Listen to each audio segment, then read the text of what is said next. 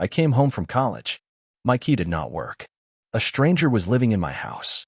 No trace of my family. No warning. Just a letter. What happened next will shock you. No note. No warning. Just a stranger's face behind the screen door, staring back at me like I was the intruder. My old key? Useless. The lock had been changed. At first, I thought I had the wrong address. I actually stepped back and looked around, like maybe someone had picked up the whole damn street and rearranged it while I was gone. But no. The porch swing was still crooked from where I broke it back in ninth grade. The hydrangeas my mom planted were blooming, same as always. The cracked driveway I had to shovel every winter still had that ugly oil stain from my dad's truck. It was my house. Or at least, it used to be. The woman behind the door asked if I needed help. She was polite, confused, holding a mug like she had been reading on the couch when I rang the bell. I asked her if the Walters still lived here. She said no. She said she had bought the place in April. April? That hit like a sucker punch. I had been gone less than 4 months.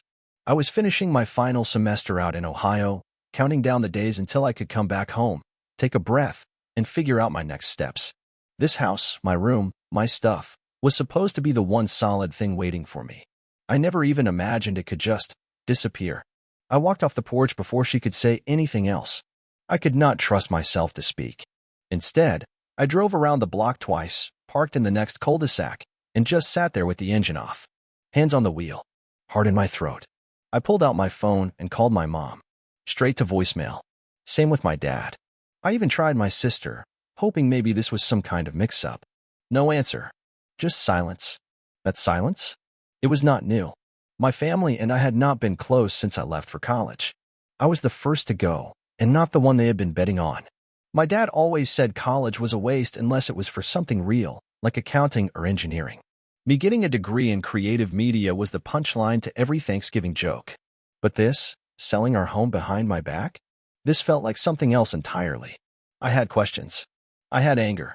But more than anything, I had a sinking feeling in my gut that this was only the beginning. And I was about to find out just how deep the betrayal really went.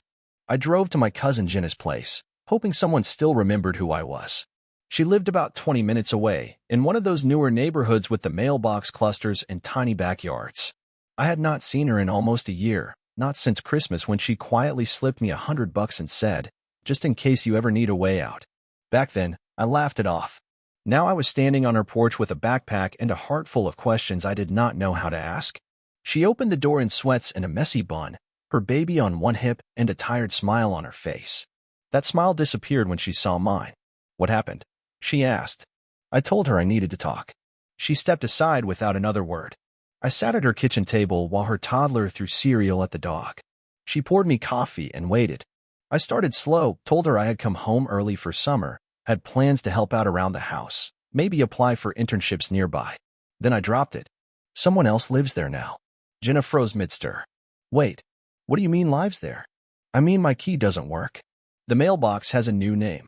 Some lady says she bought it months ago." She did not say anything right away, just picked up her phone and started scrolling. "What are you doing?" I asked. "Looking for the listing," she said. "Sometimes the MLS still has archived info."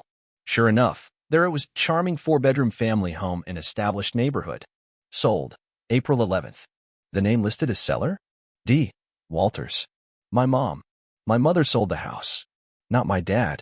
Not both of them together. Just her. That told me 2 things right away. 1, something shady had gone down. And 2, my dad probably did not know either. I stared at the screen like it was going to change. Jenna reached out and squeezed my arm. "I am so sorry, Jay." I asked her the only thing I could think to ask. Why would she do this?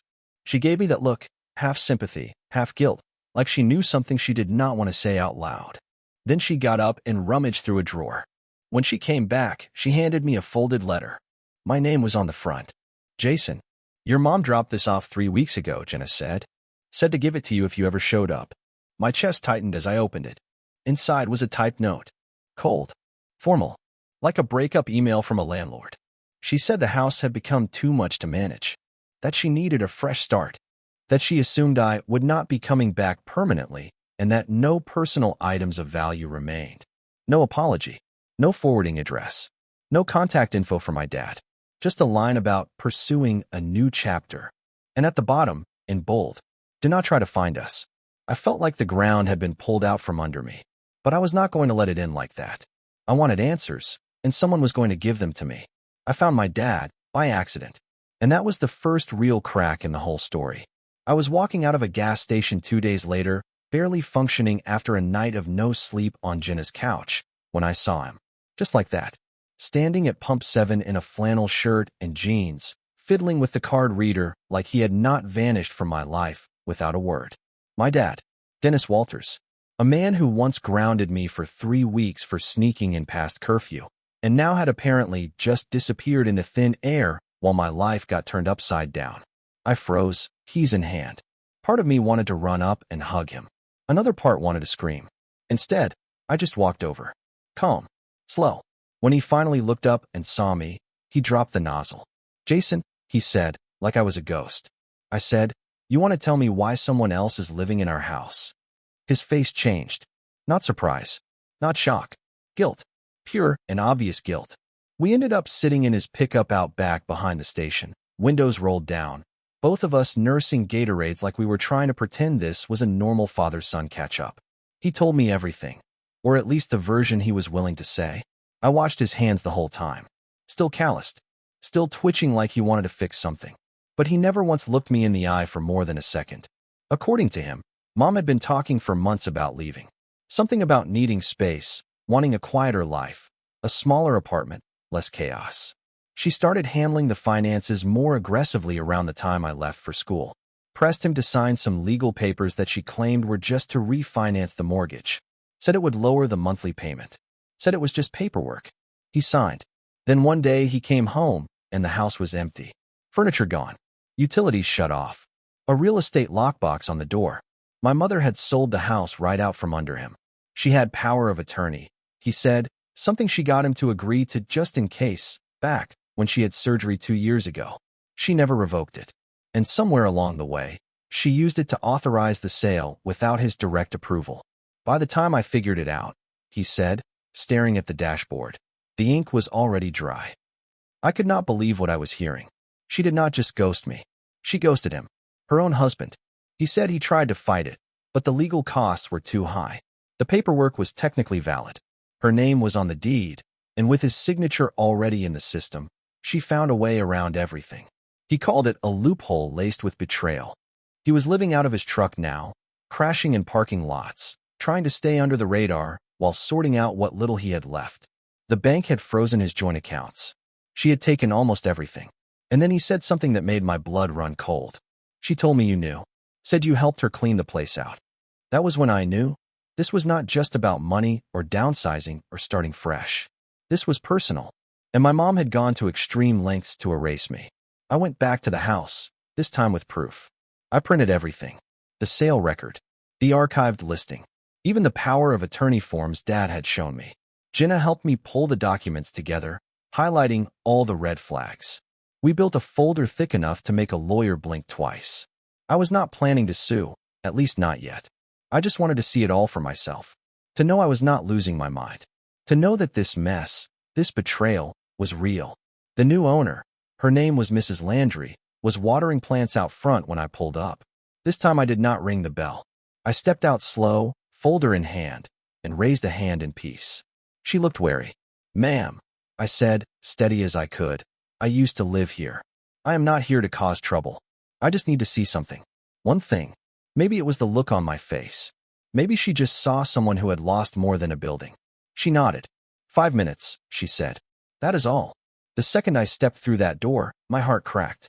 The walls were painted a warm yellow now. My dad's old recliner, gone. The corner by the back window, where I used to pile my guitar cases, cleared out and turned into a reading nook.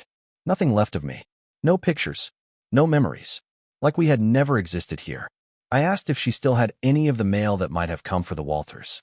She said no, just a stack she gave back to the post office a few weeks ago. One piece did catch her eye, she said. A certified letter with my name on it. But they returned it.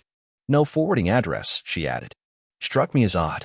As I stood there in that hollow shell of my childhood, I caught something strange out of the corner of my eye. In the hallway closet, one of the hinges looked newer. Replaced. That hinge had been broken since I was 12. I remember trying to fix it with duct tape and a butter knife. I remember Mom yelling about it. I opened the door.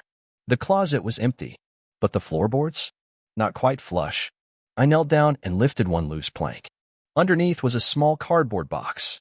Inside, my journal from senior year. An old USB stick. A manila envelope with my name, written in my mother's handwriting. And a folded-up copy of my birth certificate. Why hide that? Why leave it behind? Mrs. Landry was watching from the hall, eyebrows raised. I thanked her and left quietly. Back at Jenna's place, I opened the envelope. There was no note, just a court document. A guardianship transfer form from when I was 17, signed by my mom. But here was the twist. The other signature was not my dad's. It was someone else's, a name I had not seen in years. And that was when the Real story started to unravel. The second signature on that form belonged to my Uncle Rick, a man I had not seen since I was 12. He was my mother's brother, a guy we used to call Uncle Rick the Drifter because he never stayed in one place for more than 6 months. He worked odd jobs, always chasing some big break that never came. One day, he would be managing a fishing boat in Oregon. The next, he was calling from Texas saying he was getting into real estate. He had not been around in over a decade. Last I heard, he was somewhere in Arizona, off-grid and impossible to reach. So what was his name doing on a court document tied to me? The guardianship transfer form was dated just 2 months before I turned 18, which meant they tried to hand me off like a stray dog, right before I legally became an adult. It had never gone through, obviously, or I would have ended up in the desert chasing rattlesnakes with Uncle Rick. But they tried. And not only did they try, they never told me. That is when it really hit me, this whole thing, the house, the silence, the fresh start, none of it was sudden. It had been planned. Slowly. Quietly. Like they were laying bricks for a future where I did not exist. I showed the form to Jenna. Her face went pale. "Jay," she said, voice soft, "this looks forged." I blinked. "What?" "Look at your mom's signature here," she said, pointing to the scribbled line at the bottom. "Now look at this other one on the birth certificate." Side by side, they were off. One curved and fluid, the other sharp and rushed. I had never thought to compare them. Never needed to. She called her friend who worked in a law office. The friend asked us to send copies and promised to get back to us after showing it to her boss. That night, I sat outside on Jenna's porch staring at that damn envelope. It was not just the house anymore. It was my whole past. The parents I thought I had. The stability I thought I grew up with. Even my legal identity, it all felt paper-thin now. Like one gust of wind could blow it away. And it was about to get worse. Because the next morning, Jenna's friend called back. And what she said sent a chill down my spine. "There is a chance your mother filed for emancipation behind your back." I nearly dropped the phone. "From me? I was the kid." "No," she said. "From your father. She may have used that guardianship form to prove sole custody and then moved forward as if you were never part of his legal household again." The pieces started locking into place. The power of attorney. The house deed. The closed accounts. It was all one long, careful erasure. And if I was going to fight this, I needed a lawyer. A real one. And fast. I walked into the legal aid office with a folder full of lies and walked out with a new mission. It was a plain brick building sandwich between a payday loan shop and a laundromat. The kind of place you would drive past 100 times without noticing. But inside, it felt like the first place that took me seriously. The lawyer assigned to me was a woman named Carla. Mid-40s, sharp eyes, no-nonsense tone. She barely glanced at my hoodie and unshaven face before saying, "All right, let's see what we're working with." I handed her the file, watched her flip through it. Slowly, carefully. She asked a few questions, the kind that felt small but poked at old bruises. "Do you remember if your parents ever filed taxes jointly? Did you receive any legal correspondence during college from a probate office? Have you ever seen a will?" Each answer was a no, or "I don't know." My whole life was becoming one big question mark. Finally, she set the papers down and leaned back. "Jason," she said, "this is a mess, but it is not hopeless." That was the first time someone had said that to me since this whole thing started. She explained that the guardianship transfer had never been finalized. No court stamp, no state approval. Just a draft filed in a county office that most people never bothered checking. But the bigger concern was the power of attorney. If my mother had used that to push the home sale through, and if she had misrepresented her authority, that might qualify as real estate fraud. But the catch? "She's already gone," Carla said. "If she crossed state lines, it becomes a whole new headache. Not impossible, but complicated, especially without money. And I had no money, no savings, no home, just a borrowed couch, a beat-up car, and a past I was starting to doubt ever belonged to me. I asked her the one thing that had been burning in my chest all week. Why? Why would she do this? Why throw me out of her life like this? Carla did not answer right away. She just looked at me like she had seen this before. Maybe not the same version, but close enough. People like your mother, she said, do not erase others because they are evil. They do it because they cannot control them. She was right. When I left for college, against their wishes, with a scholarship they never helped apply for, that was the beginning of the end. I had stepped out of their mold, made choices that did not serve their plan. And instead of bending, I broke away. So she erased me. Carla told me I had 3 options. Try to fight for restitution through civil court, which could take years and cost more than I had. Report her for fraud, which might trigger an investigation but no guarantees, or start fresh and cut ties entirely. I left that building with a heavy heart and a head full of noise.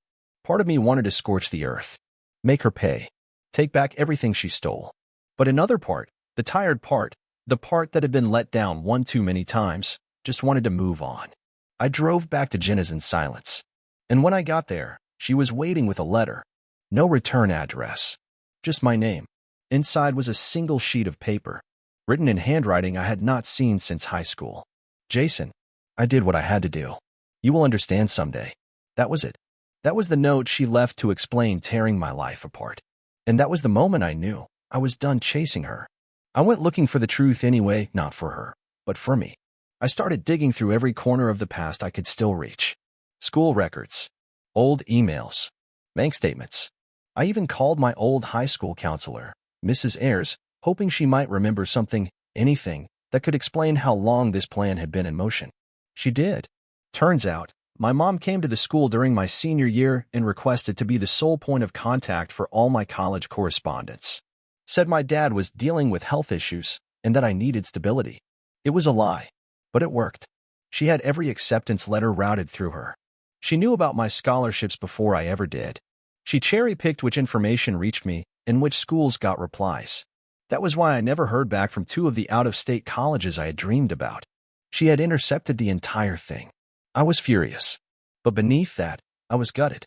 Every step I thought I had taken on my own, she had been right there behind the curtain, yanking the strings. I went through my old laptop, found a forgotten folder labeled Apps. Inside were drafts, college essays, scanned forms, saved PDF brochures. Proof that I had done the work. Proof that I wanted out. And buried in the drafts? A resignation letter. From my dad. Addressed to a local hardware company. Dated 1 month after I left for college. Which meant he had tried to support me. He had tried to leave with me. I asked him about it. We met again, this time at a library 2 towns over, just to avoid being seen by anyone from the old neighborhood. He looked smaller now, tired in a way that had nothing to do with age. When I showed him the letter, his eyes welled up. I wrote that the night she told me you weren't coming back. She said you dropped out. Said you left school and didn't want help. That you had a girl in another city and you were making your own way. He shook his head. I believed her. I was stupid, Jason. I should have known better. We sat there in silence for a long time. Then I asked him the question I had been carrying for weeks. Why didn't you come looking for me? His answer broke something inside me. I thought I lost you. And I didn't think I deserved to get you back. That was when I realized I was not the only one she had erased. She had cut us both out clean and cold. I stood up, told him I did not hate him, but I needed to build something different now. He nodded. He did not beg. He just whispered, then build something better than what we had. And I knew I would. But not here. Not in this town. Not under her shadow. I packed what little I had and walked away, again, but this time on my terms. Jenna offered to let me stay longer. She even cleared out the guest room and told me I could look for work locally, maybe go back to school part-time. She meant well. She always did. But I could not do it. Every corner of that town held a memory, and every memory pointed back to people who chose to cut me out like deadweight. I sold my car for what I could get, just over $2,000. Not much, but enough to get me out of there. I bought a one-way bus ticket to a city 5 hours south. No plan. No contacts. Just the weight of freedom pressing against my chest like fresh air for the first time in weeks.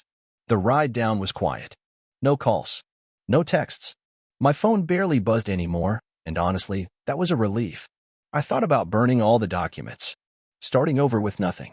But I kept them. I needed to remember. Not to live in it, but to learn from it. The first few nights in the city were rough. I stayed at a shared hostel downtown. Cheap bunks. Questionable bathrooms. But it was shelter. And nobody there knew who I was. That was what I wanted. I found work at a print shop run by a guy named Luis. He asked what brought me to town. I told him the truth, family stuff. That was all it took. He nodded and said, "Yeah, I get that. Happens to the best of us." He gave me part-time hours and paid under the table at first. I worked the front desk, cleaned the machines, stocked ink. It was not glamorous. But for the first time in months, I went to bed tired from effort, not stress. Each day, I built a little more. Got a library card. Started rewriting the essays I had lost years ago. Rebuilt my resume. I even started applying for online classes through a state school that offered late enrollment for adult learners. No more waiting for anyone else to approve my future. One night, while locking up the shop, I saw a reflection of myself in the glass, rough hoodie, scuffed shoes, circles under my eyes. And I smiled. Not because I was happy. Not yet. But because I was still standing. I had lost everything. My home. My parents. The safety net most people never even think to question. But I had not lost myself. That version of me?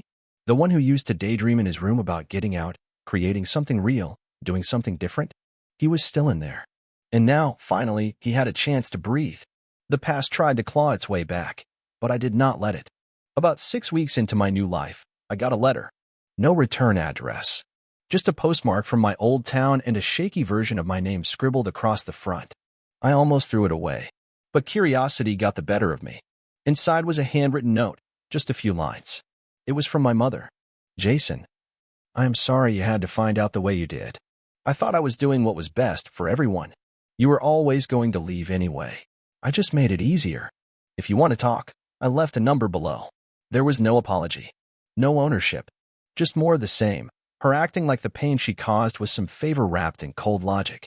I crumpled the note. But I kept the number. For days, it sat on my desk. Sometimes I would pick it up, stare at it, wonder what she might say if I called. Maybe she would cry. Maybe she would lie. Maybe she would spin some tale that would unravel the thin piece I was finally starting to build. I thought about confronting her, about yelling, about reading every word of that court file back to her and asking how she could possibly justify it. But then I realized something. I did not need anything from her anymore. Not an apology. Not an explanation. I had spent years chasing approval, trying to prove I was worth something to people who were never interested in seeing me. Now, I was interested in me. I tossed the note into the trash. The next day, I enrolled in 2 classes, online intro courses for digital design and narrative theory. They were nothing fancy, nothing people would post about online. But to me, they were everything. Because they were mine. I paid for them with my own money. I carved out time after work to study. I started sketching ideas again, characters, scenes, bits of stories I had shelved when life went sideways. It was not about revenge anymore. It was about rebuilding. For real this time. One step, one page, one quiet night at a time. I lost everything I thought I needed and found out I was enough without it. That house? Gone. That family? Gone. That old idea of who I had to be to earn love? Gone too. But standing here now, in this tiny studio apartment with paint on the walls I chose myself and a mattress on the floor I paid for with my own damn money, I feel more at home than I ever did under their roof. Some nights, I still catch myself staring at the ceiling, thinking about how fast everything collapsed. How in just a few months, I went from a graduating senior with plans to visit home to a guy with no fixed address and a folder full of legal scars. But here is the truth nobody tells you. Hitting rock bottom gives you something solid to build from. I got a job that does not pay much, but I show up. I get my hands dirty. I see the result of my work by the end of the day. I take my classes seriously. They are online, late at night, with cheap headphones and a glitchy laptop, but they are mine. I am creating again. Writing stories. Sketching outlines. Planning something bigger. One of my professors told me I had a strong voice. Said my work felt honest. I almost cried in the middle of a discussion post. Because no one ever told me that before. Not at home. Not growing up. Back then, I was just the stubborn one. The difficult one. The kid who wouldn't follow the script. Now, I write my own script. Jenna still checks in. My dad sends the occasional text short, Awkward things like saw a truck that looked like yours or heard this song, thought of you. I do not reply often. I am not angry. I am just somewhere else now. Somewhere he cannot reach unless he's willing to meet me as I am. My mother? I have not heard from her again, and I hope I never do, because I am done being the version of me they could control. I am Jason Walters. I have no home to go back to, but I have something better now, a future I built with my own hands, and that is more than enough. Hit subscribe for more. Drop a comment. Let me know what hit you most.